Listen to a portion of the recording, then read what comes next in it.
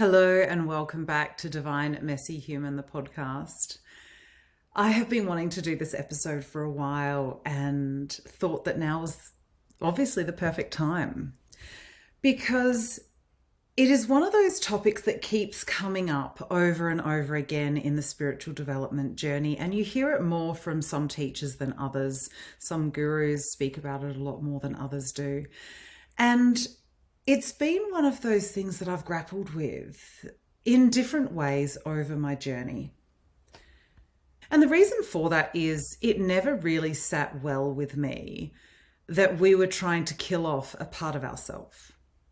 Now, for me, the healing journey has been about going back and picking up all of those pieces of myself that I'd lost, that I'd cut away, that I'd been ashamed of, that I'd not loved, and bringing those bits back into the fold. So it always made me question why then I would need to kill off part of myself, even though the ego is talked about as this negative aspect of self. But really, we need the ego to be able to navigate this 3D world. It helps to keep us safe. It helps to alert us to potential danger. It wants us to stay alive, to be able to see the next day, to be able to experience life in this reality. And so this idea of death to the ego has just always been a little bit strange to me. And let me give you a little bit more context on this. And as with all of my podcasts, you take what resonates and you leave the rest. It doesn't mean I'm right or wrong. It's just to think about, food for thought. I have looked at this from lots of different angles, and I'm still obviously looking at it because I'm still on that journey of discovering who I am, what I want in this world, how it's all fitting together, because I'm not really sure sometimes, I guess, if there is any right or wrong anymore. And I know that all truth is subjective, so what my truth is obviously changes depending on what level I'm looking at it from and the perspectives that I'm taking at the time. So the way I look at the ego is that it's like our inner children. It wants to keep us safe. It wants to keep us alive. And sometimes it doesn't know the best way to do that.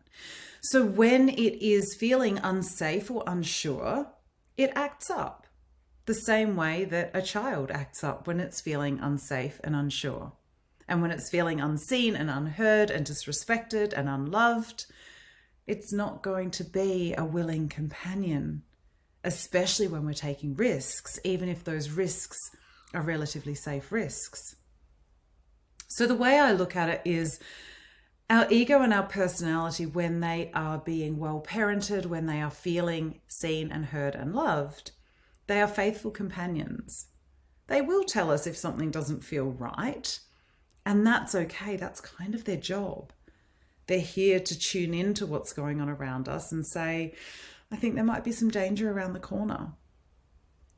That doesn't mean that they're out of control. A healthy ego is a beautiful companion to keep us safe and to help us look out for things that might be perceived as dangerous. Now, obviously, depending on your life will depend on what you and your ego perceive as danger. For me, speaking up, showing my face, getting on stage and talking, every time I felt like I was seen in my past, I felt like I had welcomed in some form of abuse.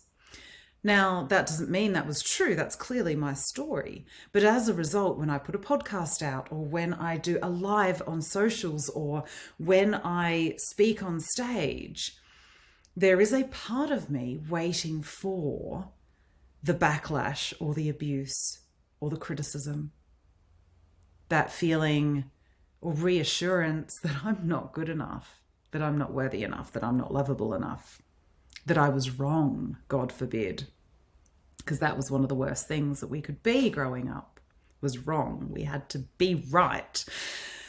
And so in that path, I completely understand where my ego is coming from.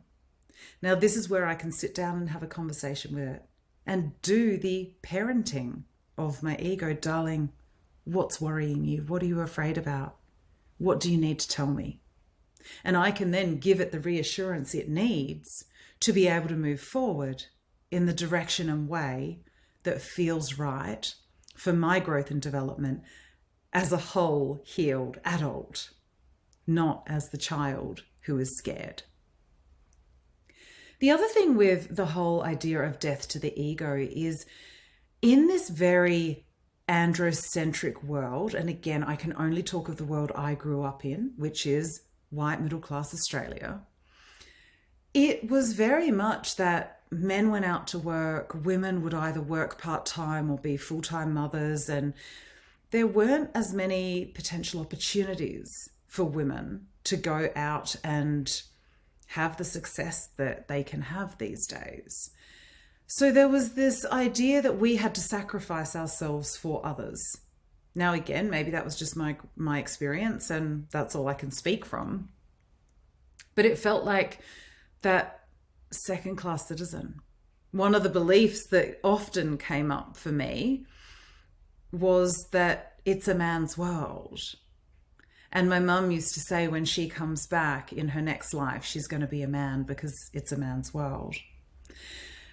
Now, there's obviously problems with that as well. I don't think I'd want that pressure.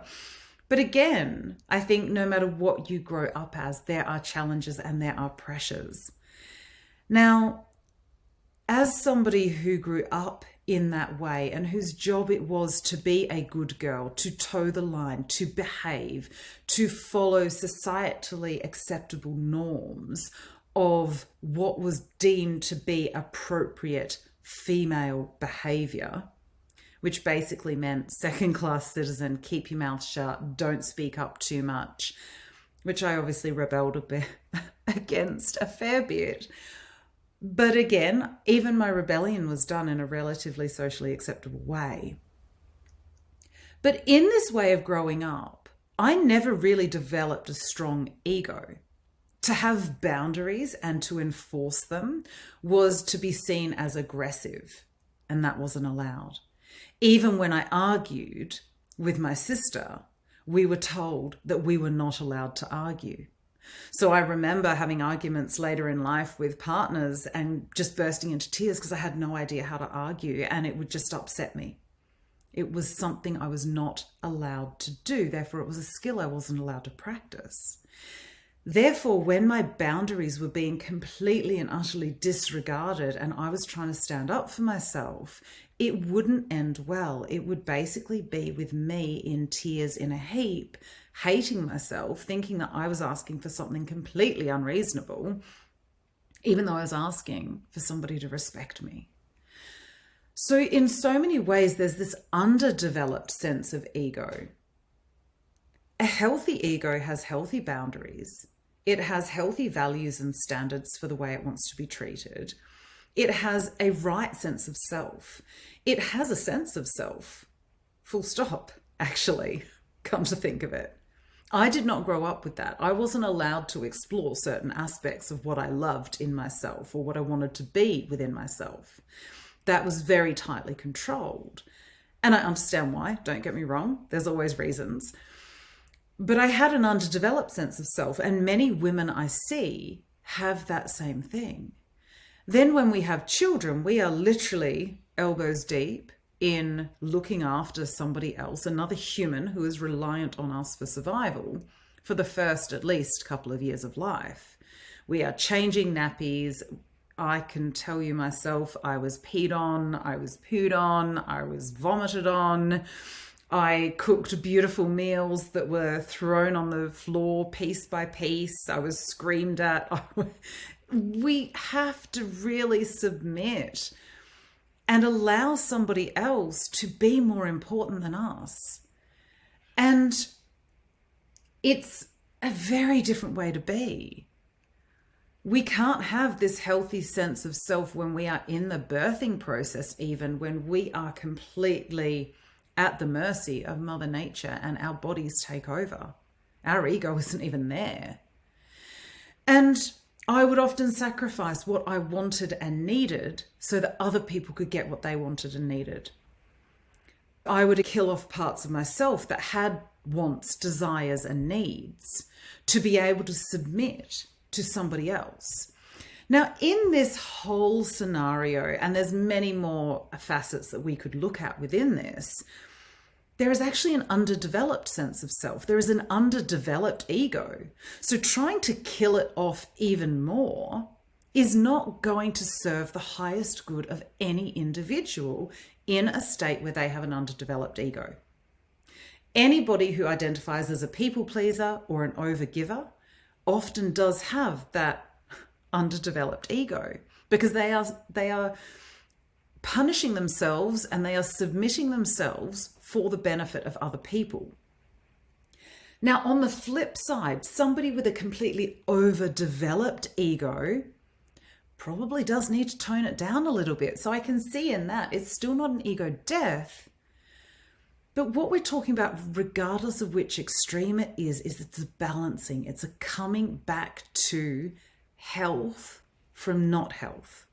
Having an overdeveloped ego where it's my way or the highway, where if you don't agree with me, then I will beat you down, where I am superior to everybody else. I'm sure we can all think of people like that have this complete and utter sense of, I am the best thing since sliced bread. That is an overdeveloped sense of ego. And that's the opposite end of that pendulum swing that also needs to be tempered when we do this work. And it's our job to work out whether we need to build our ego up or whether we need to temper it down to bring it into a state of health. And again, it's not necessarily about building up and tempering down. I'm trying to find 3D words that fit with the images in my head that I'm trying to bring through. But what we're really looking at doing is fine-tuning our sense of self so that our ego becomes a healthy companion, a supporter of ours, a piece of us that is an ally that wants the best for us, and will still warn us when it thinks there is a warning to be had. Whether that be, I don't feel safe right now, or I'm not sure of how this is going to turn out. Our ego is part of what keeps us often in that comfort zone, in that area that I call the known zone, which is because it's sometimes really, really not comfortable. It's the bit that wants that idea of safety, the bit that's afraid of change. And so when we step outside that, because everybody knows that outside of the comfort zone is where we grow, where we change, where we develop, and where we evolve to our new iteration of self, whatever that may be when we're doing the personal development work. When we're in that next stage of evolution, we also need to step out of the comfort zone.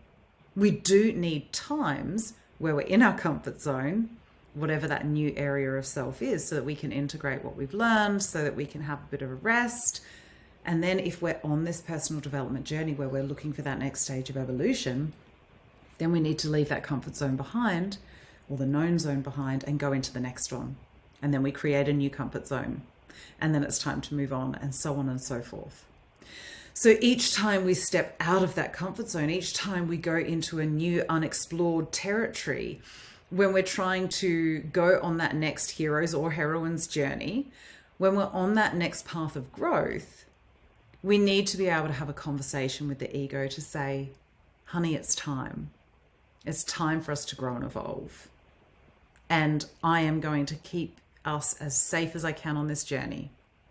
And if we fall, yeah, it may hurt, but we can pick ourselves up and dust ourselves off, and it's all going to be okay. There's this ability to give ourselves the reassurance, to give that part of ourselves the reassurance.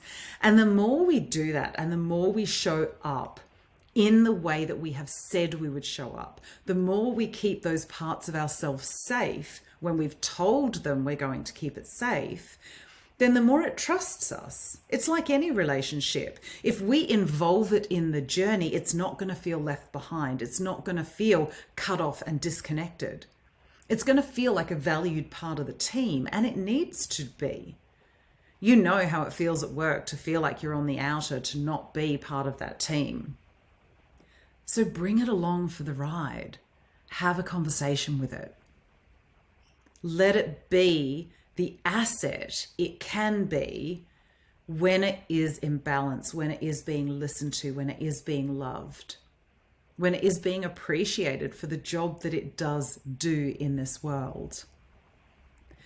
So perhaps we call it tempering the ego. I'm not quite sure. Have you got any suggestions? Does this resonate for you? Have you found in your personal development journey you've needed to build your ego up so that you can take up space, so that you can express yourself in the world, so that you can have boundaries in place? Or have you needed to bring your ego back a little bit more to center, to submit a little bit of that arrogance and bring it into that area of confidence again?